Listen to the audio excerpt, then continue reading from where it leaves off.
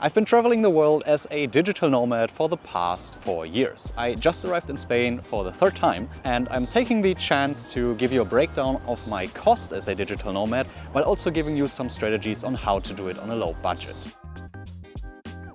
We're gonna start with the biggest cost actually, and I think that's true whether you're a nomad or not, and that is accommodation. If you are a nomad, I think the accommodation makes up an even larger chunk of your whole budget, because you usually live in an apartment that already has furniture and you're gonna live there for a short time period only, so a month for example, or 2 months. So in the apartment I'm staying in right now, I'm paying about $1,000, or a little more than $1,000 actually, per month. I'm only staying here for 1 month. And that's the second most expensive Airbnb I've ever stayed in. But it's pretty nice. There's a bathroom right there on the left side.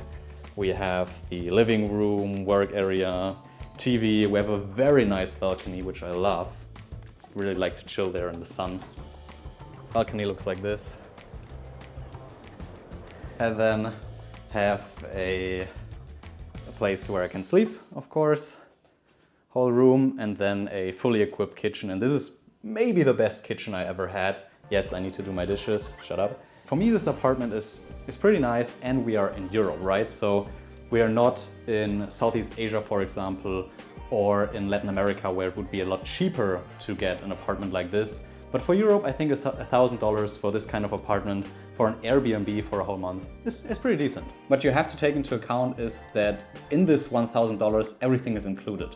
I have water, I have heating, I have 2 air conditioners here if I would need them. I have internet included. I never need to buy any new furniture or things for cleaning and cooking. But I've got Airbnbs for way cheaper. For example, in Thailand, in Chiang Mai, I paid, I think, $325 or something like that. I have North Macedonia for 450, 525 in Kuala Lumpur, 700 in Albufeira in the south of Portugal. So there's a lot of variation there, and like a rule of thumb is basically the further I go from Europe, the cheaper it gets, excluding places like the United States, Canada, Australia, Japan maybe. But if you're thinking like Latin America and Southeast Asia, for example, they are quite far away, but a lot more accessible when it comes to my income level. But at the same time, the flight there is obviously more expensive. But I'm going to talk about that in a bit again. And you can of course go way cheaper by staying in a hostel, in a dorm with other people, which can be amazing if you're just starting out to travel, you want to meet new people, want to make connections and want to learn from each other. I think that's actually a great way to do it. For me, it wasn't really a thing ever. I'm kind of introverted, kind of care too much about my own privacy for these kind of things. I have come here, before I was in Zaragoza, I was in Barcelona for a few days, and there I actually stayed in a hostel, but I was quite happy when that was over, honestly. Like, for me, it's just not really my thing. I can't get into any sort of rhythm when it comes to work, and I'm just, I don't know, I need space for myself. So yeah, for a night or two it's all right, but if I'm thinking like a whole month I'm gonna stay in a hostel, yeah, no, I don't want to be a digital nomad then. But if you're like super extroverted or super keen to meet new people, go for it. I mean, it's gonna be a lot more cheaper and maybe super fun for you. Another thing you can spend a lot of money on if you want, typically between maybe $150 and $400, is co-working spaces, where you also get to meet new people and can work there. You have your dedicated workstation, fast internet and everything.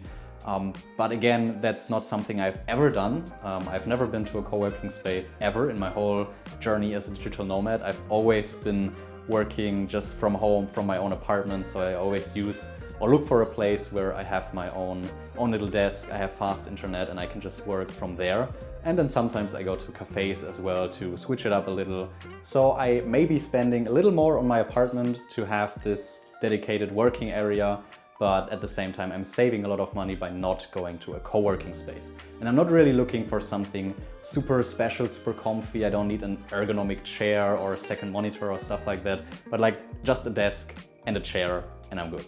If you're watching this video, you must feel like, wow, this dude is super antisocial, no hostel, no co-working, no nothing.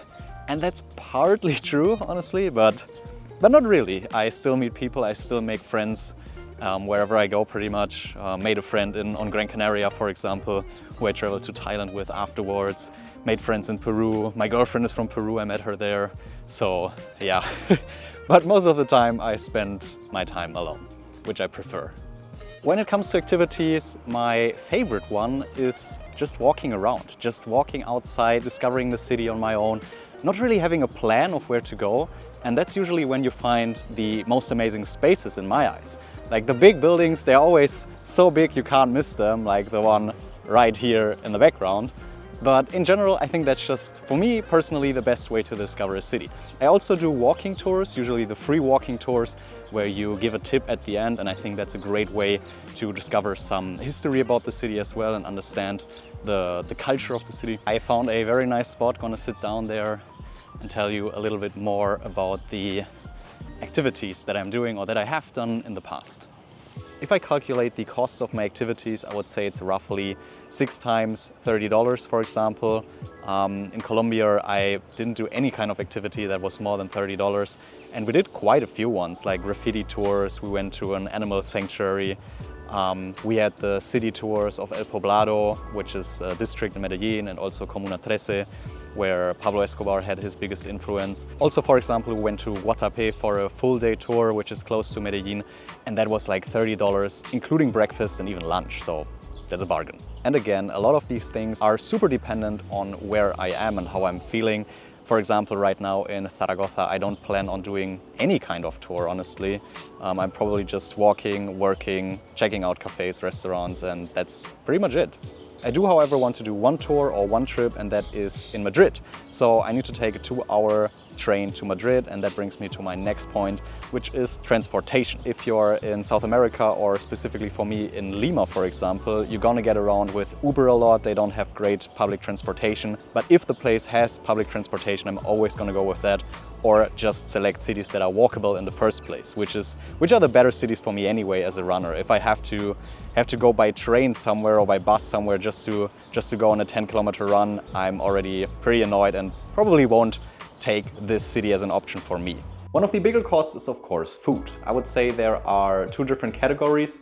One is the food that you do yourself, that you prepare yourself, so you go to the supermarket, buy your groceries, and the other one is eating out in restaurants. For simplicity, I will put both of them together in one single box, and I would calculate roughly $15 per day for food. Depending where I am, it varies drastically how much I cook for myself. Right now in Spain, I'm probably gonna cook almost all of the food myself, not gonna eat outside that much. Of course, wanna see some new restaurant and explore a little bit, but most of the food is gonna be prepared by me. If I'm in Lima or Medellin, for example, on the other hand, I'm gonna eat out every day, at least once, usually even twice, because the prices are just so low. One important thing to note here is that you don't get trapped into these tourist restaurants where the food is not even that great and it's a lot more expensive. When I go eating out, I usually take the daily menu in wherever restaurant I'm finding, and oftentimes I'm the only foreigner there, so that's always a good sign if the locals eat there. The daily menus are very cheap, usually $3 or $4 for example, and you get really good food really quickly. Then there are also some costs that are more personal and optional, like a subscription to a gym, for example. I usually do that, not always, but most of the times I'm going to the gym and I'm paying, let's say, $30 per month for that. And then you might also have some subscriptions online. The good thing is that in many of the Airbnbs, at least recently, I already had a subscription to Netflix or Prime Video or whatever included, so I don't pay for any of these. The only one I have for entertainment purposes is the NBA League Pass, but that's it, I think. The most expensive subscription that I have is definitely my private health insurance, but that one is not really optional. Yeah, I'm insured in Germany with worldwide coverage, and that's about 350 euros for me right now. This will go up in the future, but I'm not that old and I'm pretty healthy. So if we sum up everything, it comes down to about 2,000 US. And this is a very expensive example for me. If I'm in Thailand, for example, I can pretty much cut it in half. And this brings me to 2 important points. First of all, if I'm in Europe, I pay more for accommodation, food and everything else, but a lot less for the flight to get there. Many times I can even go by train or bus when I'm inside of Europe. If on the other hand I go to Latin America or Southeast Asia, I pay $700 to $1,000 for the flight, but once I'm there, everything is of course a lot cheaper. So for me, I prefer the first option, Europe, for shorter trips, a month in Spain for example, and the other for longer trips, like 3 months in Peru, 2 months in Colombia, 3 months in Thailand and Malaysia, etc. But what if you don't have that kind of money and still want to get started? I would suggest you save for the flight to Bangkok and stay in Bangkok however long you need to. Could be 3 months, half a year, or even a full year, and then continue your journey. Bangkok is very cheap while also being very comfortable, mostly inside though, so your urge to just grind it out, build your business or do whatever else it takes to go from your very low budget to a slightly higher budget. After you find some success, you get to unlock new parts of the map, basically. Maybe you take a flight to Bali or Kuala Lumpur and continue your journey. And this is pretty much still the same to me. I still haven't unlocked the full map. For example, in the United States or in parts of Australia or Canada or even Japan, like in Tokyo. I can't really do my kind of lifestyle, my digital nomad lifestyle, where I just stay a month at one apartment and then a month in another apartment, because I can't afford it. It's just too expensive. These countries are too expensive for my kind of budget, and I hope to get to this kind of budget in the future, like I've done with my budget that I'm now able to use in Europe, for example. So currently I'm paying $2,000 for my month here in Spain, but that's a very high budget and one of the most expensive months I've ever spent as a digital nomad. So you can go way lower, you can do it for $1,000, for example, in Southeast Asia, and probably even lower if you save on things like food and accommodation by staying in hostels and stuff like that. So yeah, I hope more of you will go for it. I'm open to all of your questions and I will do more videos about breaking down this digital nomad lifestyle. If you haven't seen this video of mine, you should definitely check it out.